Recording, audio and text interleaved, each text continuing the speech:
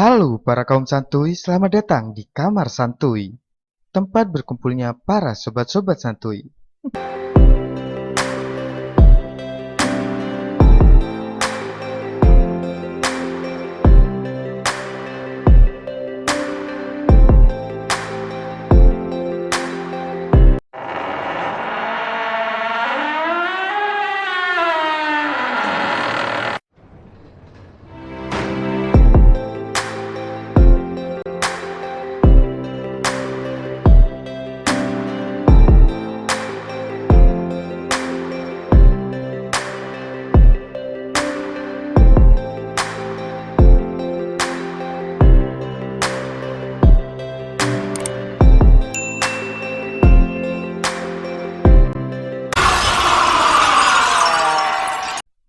Bagaimana kabar kalian hari ini? Masih santuy?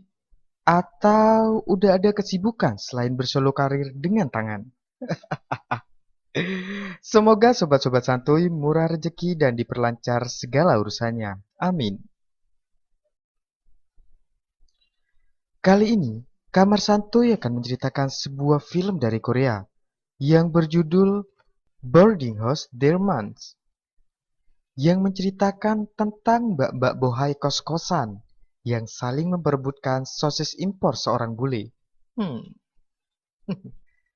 Oke cuy, sebelum masuk ke alur ceritanya, mari kita bangun kamar santuy ini bersama-sama dengan cara klik tombol subscribe dan lonceng notifikasinya agar para kaum santuy selalu bisa menikmati video-video dari kami. Oke cuy, skuilah. Film ini diawali dengan memperlihatkannya sebuah kos-kosan di Korea pada pagi hari, di mana di dalam kosan tersebut terdapat seorang mas-mas yang baru bangun tidur dan menuju ke toilet untuk menuntaskan panggilan alamnya. Untuk mas-mas ini, kita sebut saja sebagai Kartolo. Singkatnya, saat ia akan sampai ke kamar mandi, tiba-tiba saja ia terkejut oleh mbak-mbak yang baru keluar dari toilet, yang kita sebut saja sebagai Sarkem. Yang dimana Sarkem ini juga merupakan salah satu penghuni kos di sana. Kos-kosan campur nih ya. Saat itu, Mbak Sarkem baru saja habis keluar dari toilet dengan hanya mengenakan pakaian dalam saja. Kemudian, saat Kartolo akan masuk ke kamar mandi, tiba-tiba saja dia ditikung oleh mbak-mbak yang bernama Jumirah yang langsung masuk mendahuluinya. Melihat hal itu pun, Kartolo pun hanya bisa marah dan benci sama Jumirah itu. Dikarenakan ia sudah kebelet pengen menuntaskan panggilan alamnya juga. Scene kemudian beralih memperlihatkan sepasang kekasih yang sedang bobok bareng bersama, yang dimana mereka juga adalah penghuni kos-kosan di tempat tersebut.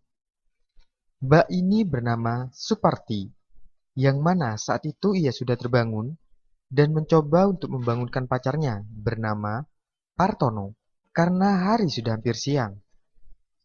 Di siang harinya, terlihat Kartolo dan Jumira yang sedang mengobrol bersama.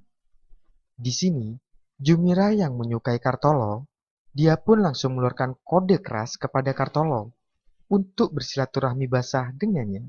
Hmm, Kode cuy, lagi-lagi kode nih ya kalau cewek. Sementara itu, Kartolo yang merupakan lelaki normal dan pejantan tangguh, dia pun langsung peka terhadap kode keras yang diberikan oleh si Jumira.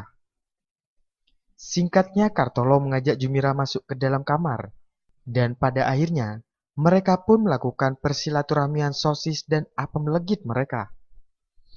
Hmm. Oke cuy, lanjut. Skui. Keesokan harinya terlihat si Partono yang sedang mengobrol dengan seorang mas-mas bule yang bernama Sugito. Diceritakan bahwa Sugito ini datang ke tempat itu karena ia juga akan tinggal dan satu kos bersama dengan mereka. Tak lama kemudian, datanglah pasukan mbak-mbak bohai penghuni kosan di situ, yang kemudian disusul oleh Kartolo. Mereka semua pun langsung memperkenalkan diri mereka masing-masing kepada Sugito. Setelah beberapa saat berbincang-bincang dan mengobrol bersama, Suparti kemudian menawarkan dirinya untuk mengantarkan Sugito ke kamarnya. Kemudian, saat Suparti mengantarkan Sugito ke kamarnya, Kartolo ini malah terlihat marah-marah. Dikarenakan ia tak suka atas perlakuan mereka kepada Sugito, yang merupakan orang asing dan belum tahu asal-usulnya. Akhirnya Kartolo pun memilih pergi meninggalkan mereka. Hmm, jealous ya rupanya si Kartolo nih. Takut kalah saing ya cuy. Ya enggak? Oke cuy, lanjut. Skuy. Scene kemudian berganti memperlihatkan ketiga mbak-mbak penghuni kos-kosan yang sedang menyusun sebuah rencana, yang dimana mereka ini sedang membicarakan Sugito dan merencanakan sesuatu untuk mendekati Sugito. Dengan penuh rasa percaya diri, Mbak Sarkem kemudian mengatakan bahwa dia pasti akan gampang banget memikat Sugito. Akan tetapi, Jumirah ini meremehkan dengan mengatakan bahwa Sugito tidak akan menyukainya. Mendengar hal itu, Mbak Sarkem itu pun merasa tertantang, dan pada akhirnya, dia pun kemudian memutuskan untuk menemui Sugito. Kemudian, terlihat Sugito yang berada di kamarnya sedang berlatih, agar siap menghadapi persilaturahmian. Dan tiba-tiba saja, Mbak Sarkem datang dan langsung mengajak Sugito untuk jalan-jalan, menyusuri malam, dan mencari tukang telur gulung. Singkatnya, karena tukang telur gulung tidak ada dikarenakan PPKM darurat, mereka berdua pun kemudian memutuskan untuk minum-minum beras kencur kalengan di sebuah warung jamu. Hubungan mereka pun kini semakin akrab satu sama lainnya, dan banyak menghabiskan obrolan bersama. Singkatnya, secara belak-belakan, Mbak Sarkem itu pun langsung mengatakan bahwa dirinya saat ini sedang jomblo, dan dia pun mencoba untuk mengajak Sugito melakukan persilaturahmian bersama. Mendengar hal itu, Sugito pun sangat bersemangat, karena dia juga sudah lama menjomblo. Setelah itu, mereka pun langsung pulang ke kosan dan pada akhirnya, Sugito dan Mbak Sarkem mensilaturahmikan sosis dan apam legitnya. Hmm, hmm. Keesokan paginya, terlihat semua penghuni kosan yang sedang ngeteh dan juga sarapan pagi bersama. Namun di sini, Kartolo sepertinya tidak menyukai makanan tersebut. Ia pun akhirnya memilih untuk pergi beli onde-onde di warung Mak Erot dan meninggalkan mereka semua yang sedang sarapan makanan bule. Malam harinya, mbak-mbak bohai penghuni kosan pun terlihat sedang menggibah kembali. Di sini, mereka lagi-lagi sedang membicarakan Sugito, yang dimana Mbak Sarkem itu memberitahu mereka bahwa ia sudah berhasil melakukan persilaturahmian dengan Sugito, dan servis yang diberikan Sugito itu pun sangatlah memuaskan apam legitnya. Nikmat kali ya. Mendengar hal itu, akhirnya Suparti pun penasaran dengan servis Sugito yang diceritakan oleh Mbak Sarkem. Ia pun mengatakan bahwa selanjutnya ia akan mencoba untuk melakukan persilaturahmian dengan Sugito. Beberapa waktu kemudian, terlihatlah Kartolo dan Jumira yang sedang duduk sambil ngobrol bersama. Di sini, Kartolo lalu mengajak Jumira untuk bersilaturahmi kembali. Namun ternyata Jumira ini menolaknya, dikarenakan ia masih penasaran dengan servis Sugito yang diceritakan oleh Mbak Sarkem. Setelah itu Jumira pun pergi, meninggalkan Kartolo yang sendirian dan juga cenggur, dan amat gregetan terhadap Jumirah. Keesokan harinya Suparti kemudian mengajak jalan-jalan Sugito untuk berkeliling kota. Namun ternyata Suparti ini malah mengajak Sugito masuk ke Oyo. Sementara Sugito pun keheranan ketika Suparto mengajak masuk ke Oyo.